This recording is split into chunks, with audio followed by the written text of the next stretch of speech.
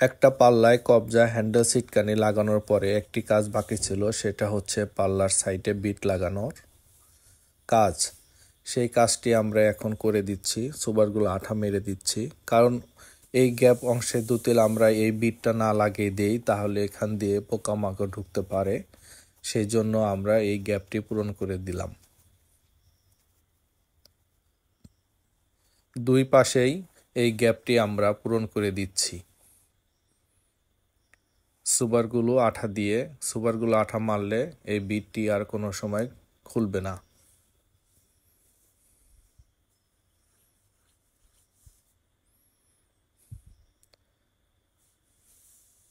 তারপরে খুবই সুন্দর করে আমরা এটা কেটে লেবেল করে দিলাম।